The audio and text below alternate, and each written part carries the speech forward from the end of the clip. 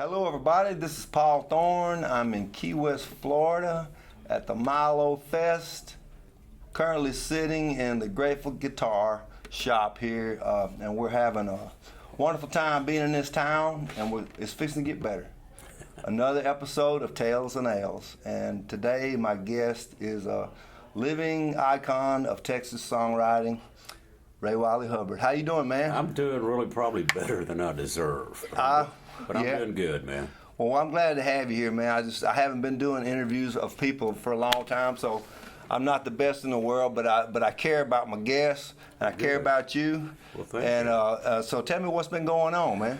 I've been writing a lot, and with other people. I haven't done a lot of collaboration, in my life. Usually it's like one of my favorite quotes is like Roger Miller said, writing a song is like an old cat having kittens. You just crawl off on the porch by yourself and do it, and that's the way I've kind of looked at songwriting. But then the last couple of years I've been writing with other people, and which is really, I enjoy it, Yeah. And it's kind of, so that keeps me busy. And like I say, it's a new ball field I'm in. Yeah. But I like it, Well, I got to tell you, man, your new record is a killer. Oh, thank you. Yeah, that's about Tell the Devil I'm on my way. How's it say it? Tell the Devil I'm getting there as fast as I can.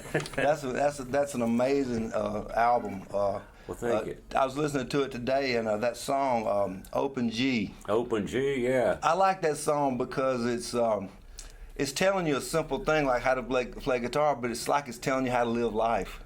Well, Tell me about that one. How'd you come up with that? Well, I just was sitting around, and all of a sudden I tuned my guitar to Open G, and I said, well, what am I going to do? And I said, well, somebody asked me, how do you play an Open G? And so I just said, well, you turn to, here's what you do. And all of a sudden it kind of just turned out to like, this is what you do. It's almost like when I was hearing the lyrics, it's like I was reading the Bible. As simple as that. Yeah. It really was.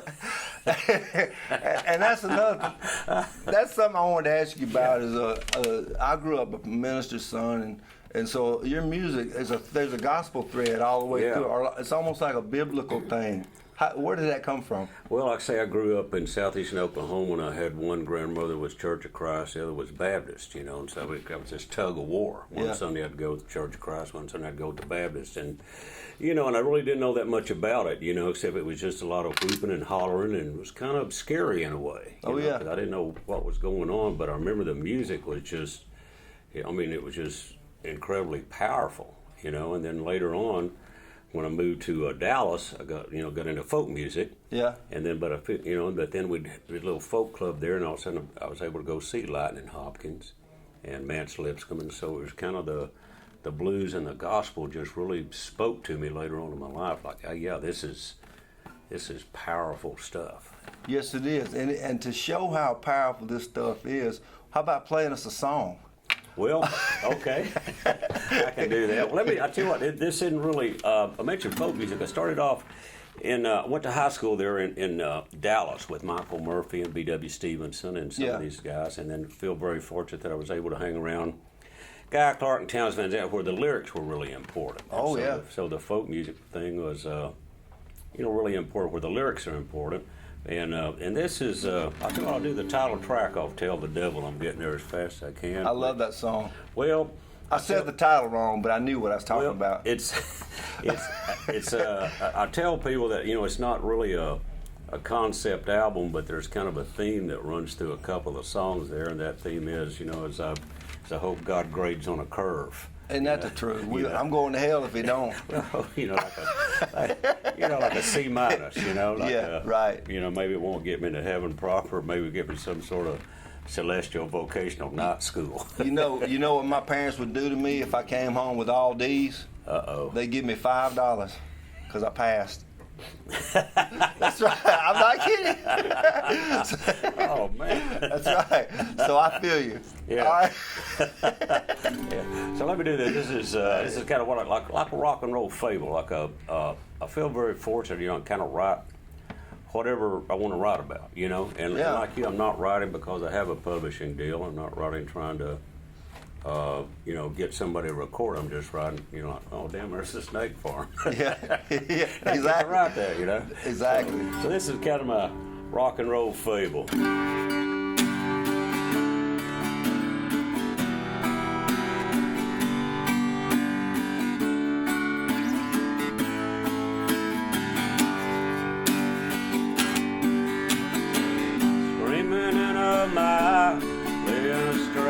through a Fox AC-30. Gives her troublesome back and a ringing in her ears. The last band covered the Clash, the Kinks and her replacements. Seems my soul is as misspent as my years. I got a Princeton reverb in an old anvil case. It's in the back of a Ford Econoline. And it's a 6-hour drive to Austin and a Continental Club. I gotta change the strings on my ES335. Tell the devil that I'm getting there as fast as I can. In a sunburst Gibson in an all country band. Loving a woman who can out-cuss any man. Tell the devil that I'm getting there as fast as I can. I met her in L.A. We was opening for Sunvolt. She had eyes mascara like Eva Gray. She sparkled with wildness like the blue yonder. She'd done a time in darkness and was 2 years clean. She wears an old leather jacket and it was made by Irish saints. Boots engraved with skulls and thorns. She got a rink in Tulsa, but she don't like red curb band. In love with her's like living in a thunderstorm. Tell the devil that I'm getting there as fast as I can. In a sunburst Gibson in this salt country band. Loving a woman who can out-cuss any man. Tell the devil that I'm getting there as fast as I can. Now the faithless love and grays and faded purple. And the gamblers never bet on 12s or 2s. Drunk on poets disappear into deep shadows. Rock and roll believers sang the easy rider blues. Tell the devil that I'm getting there as fast as I can. In this old Gibson and an all country band. Loving a woman who can out-cuss any man. Tell the devil that I'm getting there as fast as I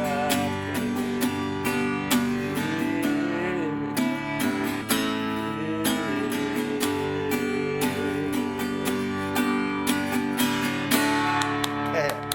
Come on, studio audience. Thank you. Yeah, that's a great song. It really, Thank you. it really touched me when you sang that line about loving a woman that can out-cuss any man. There was one point in the song when you were singing it that you looked at your wife and you smiled, and I'm assuming she smiled back. Yeah, well, she you know, that, Well, I don't know, like say my wife, Yeah. Judy, you know, we were at some place and everything, and something happened. I can't remember. She kind of, you know, flared up or something, and all of a sudden this guy turned around and goes, "Hey, lady, you want to hold it down? There's bikers and sailors in here, and you're embarrassing them." So that's where that line came from. That's awesome, man. That's Any awesome. man. So, Judy's your wife is your manager, is that correct? Well, yeah, she's my owner. You know, Awesome. and man, So- like in the song "Mother Blues," right? I talked Yeah. about there was a Yeah. door girl at this old club there, and she was a door girl back when she was 16. I really didn't know her, But then we ran into each other again about 30 years ago. Yeah. We got married, and she's it's a mom and pop thing of Yeah. that she's really She can outcuss any man. she can outcuss Which any that's man. what you have to do to That's be a what you- manager. Yeah, Right? I mean, it's all you got to do to be a Yeah. manager. Really, is all of a sudden whoever you're talking to, you just got to go. The band isn't happy. This would make the band happy. Yeah, Yeah. yeah. But no, she like I say, I just feel very fortunate. I can kind of write about guitars and other bands and stuff Mm-hmm. like that, and so I put that. So every time I sing that line, I do smile because Yeah. it's the truth. Yeah, that's awesome. This you could talk all day about this next question, and if you don't want to touch it, you don't have to. But it's just something I'm always curious about when I meet people. What do you think is going to happen in the afterlife? Whoa, gosh. Well, I mean, seriously, that's an interesting question because I live in the Bible Belt, Yeah. where people know. yeah, You know what I mean? yeah. But as you go out into the broader world, sometimes you figure out you don't know what you thought you knew. Say what you want to say or don't want to say. Well, like I say, I grew up with the whole idea of heaven as a place somewhere up there and everything. But then Yeah. as I kind of got older, I kind of, started studying different, looking at different religions, and everything like that. And Yeah. I like the idea of reincarnation kind of scares me because I'm afraid, I might come back as a slug on a sidewalk. Some kid walks up with a salt shaker, It could happen, man. Yeah. So, I'm just, all I can do is, I don't really know, but I can hope for the best. You know, Yeah. that I think is that if we try to kind of live on spiritual principles, Yeah. that maybe, that whatever happens afterwards, I don't know if we're like judged or that, but it seems like if we try to do good things here, that good things will happen to us after we pass on. That's interesting. My father was a preacher and Yeah. Pentecostal. That's Oh, yeah. hardcore. Oh, yeah. And it's funny that you kind of believe exactly the way I believe. It's weird. Well, it Birds of a feather kind of thing, I think. I think it is too. I think it's just kind of, I don't know if it's like a karma thing or whatever, but it seems like if you try to live on certain spiritual principles of, of forgiveness and show courage when you need to and help others and do that deal, that's going to, hopefully the good stuff will carry over. You know Right. what I mean? Yeah, I do. Where you got, okay, it's all right. That was a good answer. That was actually what I kind of thought you were going to say. Yeah. I didn't know it for sure. Yeah. But I had a vibe. You had the same kind of philosophy on that thing as me. Yeah, it's going to, whatever happens will be interesting. Yes, it will. Speaking of interesting, there's another track on there that it really touched me, and it was Old Wolf, because I remember when I was working in a furniture factory and playing a little bar a couple Yeah. nights, and man, the picture you painted of that Oh, scene. yeah. I mean, the lonely tip jar and all that Yeah. kind of stuff, and it's an incredible album, man. Well, thank you very much. Yeah. I take my songwriting seriously, even when Yeah. I write a goofy song. I hope it's well written. Yeah. But, I take myself lightly, and that's a lot better than taking myself too seriously. You know what I mean? Absolutely. But then, and like I say, once again, I feel fortunate that I can write whatever I want to write about. Right. I'm not trying to write like I need to write a song so that whoever's in Nashville is the star or whatever will cut it. I just just write about a funky old cat. You've play- had a lot of songs covered, though. Well, not a lot, but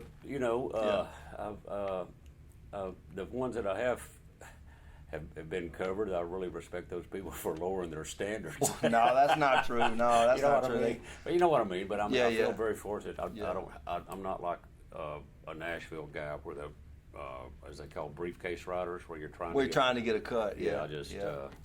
just write it and see what It's one of those things too. I think it's Flannery O'Connor, a great Southern writer, said write about not thinking about the future of what you're writing. Just kind of I'm writing this song and just write this song and not worry about what's going to happen. What to category it. it's going to be in. Yeah, just write. And like I say, that's the thing. I feel very fortunate. I just write about whatever I want to. All right. An old guy sitting in a bar, and some old girl dresses like Mamie Van Doren, and It's a beautiful picture, man. It's a beautiful picture. Another thing I was wondering about. Tell me about the first time you fell in love. First time I fell in love? I'm talking about way back. Like it could be like when you was a kid. Do you have a memory? I have one of mine. Do you have one of yours? Huh? Well, Tuesday night. I used to, I don't know if it was love, but I used to go with some dancers. I'm talking. It could be when you was in elementary school. I'm talking. Oh, I'm talking about the first time you felt an attraction for another female, and you acted on it, and it clearly you got Judy and it didn't last. But you know what I'm talking about. Well, gosh, I'm trying to think. Probably somewhere around second or third grade. Do you remember her name? I think her name was Shirley. Well, what happened? Man, I moved. She stayed in southeast Oklahoma, and I moved to, I guess, Oak Cliff, Texas. So What was her name? Shirley. I think. Shirley. Did she dump you, or it just went apart because you moved? Okay. Yeah. Well, it's when you're in second grade, it's not that binding. Yeah.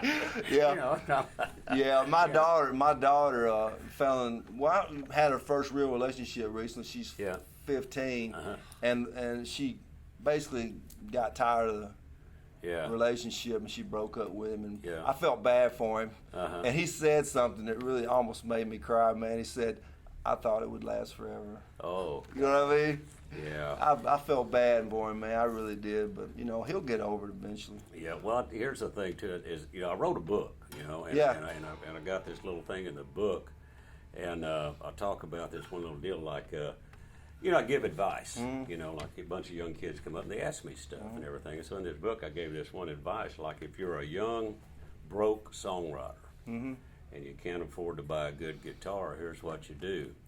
You go to your girlfriend's father and say, if you buy me a Gibson J45, you'll never see me again. That's cold, man. Yes, it is.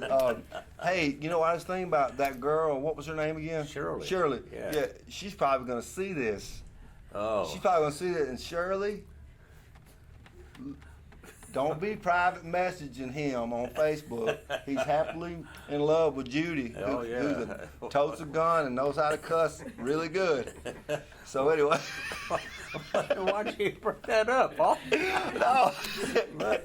No, I love to hear those stories, things that like I say, second or third grade, somewhere in there. Yeah. Though, so, it's, I don't know how that happened. Yeah, well, it's interesting. It's a similar story as a lot of mine. Yeah. Do you do anything when you're not playing music, like a hobby or anything? I read a lot. Well, that's good. And then we're kind of redoing our house. Oh, yeah? Yeah, we paid off our house 2 years ago. Right? Boom! So I called up Lucas and called my drummer, and I said, boys, find another gig. I'm done. Good for you. And then all of a sudden Judy says, we should redo the kitchen. And if we had... She's never satisfied. And then, if we just, new couches would be nice. So I called them up, and I said, okay, I'm going to call my doctor and shoot cortisone my knees, send me back out there. We got job security.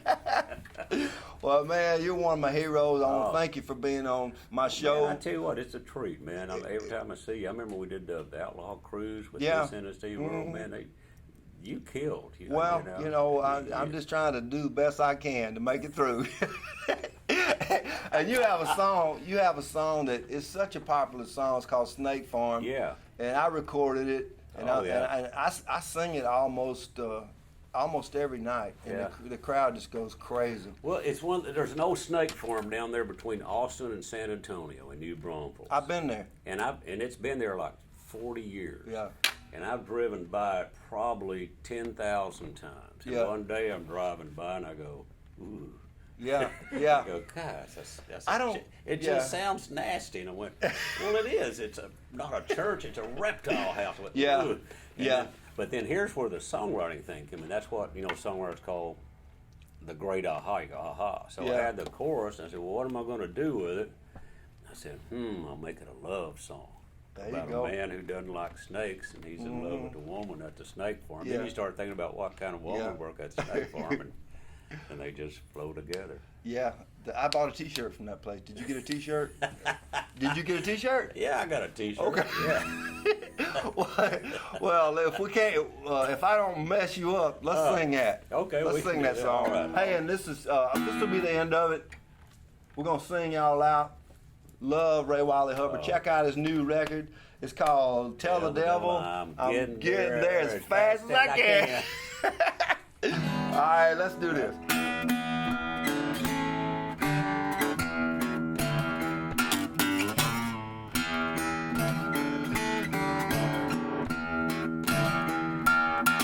Well, woman I love is named Ramona. She kinda looks like Tempest Storm. She can dance like Little Egypt. She works down the Snake Farm. It just sounds nasty, Snake Farm. It pretty much is Snake Farm. It's a reptile house, Snake Farm. Ramona's got a keen sense of humor. She got a tattoo down her arm with a python. Eating a little mouse when a sailor had to say Snake Farm. Snake Farm, it just sounds nasty, Snake Farm. It pretty much is Snake Farm. It's a reptile house, Snake Farm. Ooh. I asked Ramona how come she works there. She said, well, it's got its charm. There's nothing to do in the winter now that some kid gets bit at Snake Farm. I said, Snake Farm, it just sounds nasty, Snake Farm. It pretty much is Snake Farm. It's a reptile house, Snake Farm. More like some malt liquor and a band from Wales called you along. She said to cry when they broke up. She plays the records out. Snake Farm, it just sounds nasty, Snake Farm. It pretty much is Snake Farm. It's a reptile house, Snake Farm. Ooh. Sometimes Ramona calls me up. She said, come on down here, it's getting warm. She runs everybody off and we, you know, Snake Farm. Snake Farm, it just sounds nasty, Snake Farm. It pretty much is Snake Farm. It's a reptile house, Snake Farm.